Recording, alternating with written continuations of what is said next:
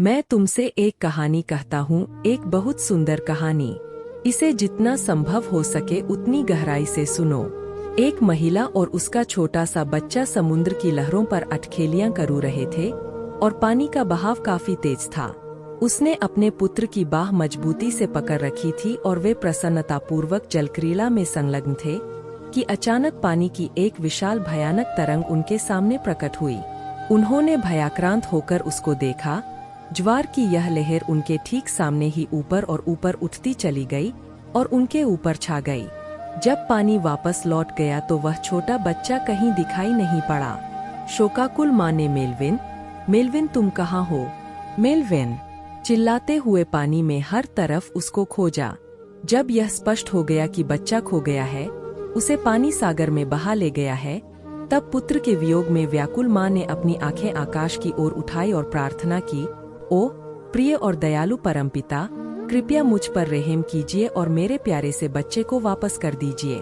आपसे मैं आपके प्रति शाश्वत आभार का वादा करती हूँ। मैं वादा करती हूँ कि मैं अपने पति को पुनः कभी धोखा नहीं दूंगी।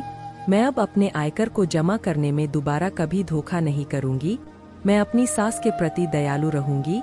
मैं सिगरेट पीना और सारे व्यसन छोड़ दूंगी, सभी गलत शौक। बस केवल कृपा करके मेरा पक्ष लीजिए और मेरे पुत्र को लौटा दीजिए। बस तभी की एक और दीवार प्रकट हुई और उसके सिर पर गिर पड़ी। जब पानी वापस लौट गया तो उसने अपने छोटे से बेटे को वहां पर खड़ा हुआ देखा। उसने उसको अपनी छाती से लगाया, उसको चूमा और अपने से चिपटा लिया। फिर उसने उसे एक क्षण को देखा और एक बार फिर अपनी निगाहें स्वर्ग की ओर उठा दीं। ऊपर की ओर देखते हुए उसने कहा, लेकिन उसने हैट लगा रखा था। मन यही है, बच्चा वापस आ गया है, लेकिन हैट खो गया है। अब वह इसलिए प्रसन्न नहीं है कि बेटा लौट आया है, बल्कि अप्रसन्न है कि हैट खो गया था। फिर शिकायत। क्या तुमने कभी देखा है कि तुम्हारे मन के भीतर यही हो रहा है या नहीं? सदा ऐसा ही हो रहा है। जीवन तुमको जो कुछ भी देता है, उसके लिए तुम धन्यवाद नहीं देते। तुम बार बार हैट के बारे में शिकायत कर रहे हो। तुम लगातार उसी को देखते जाते हो जो नहीं हुआ है, उसको नहीं देखते जो हो चुका है। तुम सदैव देखते हो और इच्छा करते हो और अपेक्षा करते हो, लेकिन तुम कभी आभारी नहीं होते। तुम्हारे लिए लाखों बातें घटित हो रही है, लेकिन तुम कभी आभारी नहीं होते।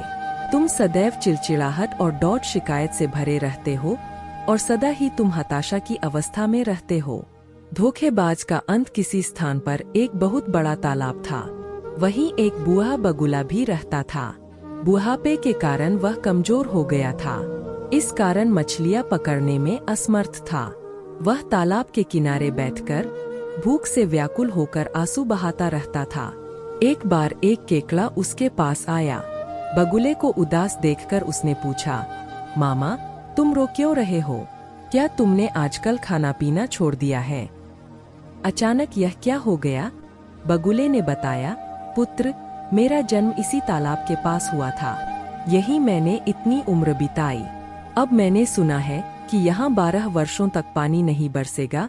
केकड़े ने पूछा, तुमसे ऐसा किसने कहा है? बगुले ने कहा, मुझे एक ज्योतिषी ने यह बात बताई है। इस तालाब में पानी पहले ही कम है। शेष पानी भी जल्दी ही सूख जाएगा। तालाब के सूख जाने पर इसमें रहने वाले प्राणी भी मर जाएंगे।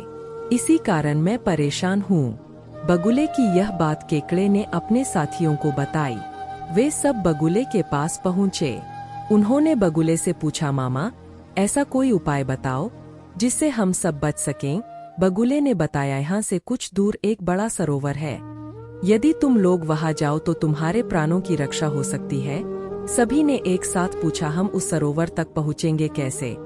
चालाक बगुले ने कहा, मैं तो अब बूढ़ा हो गया हूँ। तुम लोग चाहो तो मैं तुम्हें पीठ पर बैठाकर उस तालाब तक ले जा सकता हूँ। सभी बगुले की पीठ पर चढ़कर दूसरे तालाब में जाने के लिए तैयार हो गए। दुष्ट बगुला प्रतिदिन एक मछली को अपनी पीठ पर चढ़ाकर ले जाता और शाम को तालाब पर लौट आता। इस प्रकार उसकी भोजन की समस्या हल हो गई। एक दिन केकड़े ने कहा, मामा अब मेरी भी तो जान बचाइए। बगुले ने सोचा कि मछलियाँ तो वह रोज खाता है, आज केकड़े का मांस खाएगा। ऐसा सोचकर उसने केकड़े को अपनी पीठ पर बैठा लिया। उड़ते हुए वह उस बड़े पत्थर पर उतरा जहां वह हर दिन मछलियों को खाया करता था। केकड़े ने वहां पर पड़ी हुई हड्डियों को देखा। उसने बगुले से पूछा, मामा, सरोवर कितनी दूर है? आप तो थक गए होंगे। बगुले ने केकड़े को मूर्ख समझकर उत्तर दिया, रे कैसा सरोवर? यह तो मैंने अपने भोजन का उपाय सोचा था। अब तू भी मरने के लिए तैयार हो जा। मैं इस पत्थर पर बैठकर तुझे खा जाऊंगा। इतना सुनते ही केकड़े ने बगुले की गर्दन जकड़ ली और अपने तेज दांतों से उसे काट डाला। बगुला वहीं मर गया। केकड़ा किसी तरह धीरे धीरे अपने तालाब तक पहुंचा। मछलियों ने जब उसे देखा तो पूछा, रे केकड़े भाई, तुम वापस कैसे आ गए? मामा को कहा छोड़ आए, हम तो उनके इंतजार में बैठे हैं। यह सुनकर केकड़ा हंसने लगा। उसने बताया, वह बगुला महाठग था। उसने हम सभी को धोखा दिया। वह हमारे साथियों को पास की एक चट्टान पर ले जाकर खा जाता था। मैंने उस धूर्त बगुले को मार दिया है। अब डरने की कोई बात नहीं है। इसीलिए कहा गया है कि जिसके पास बुद्धि है उसी के पास बल भी होता है।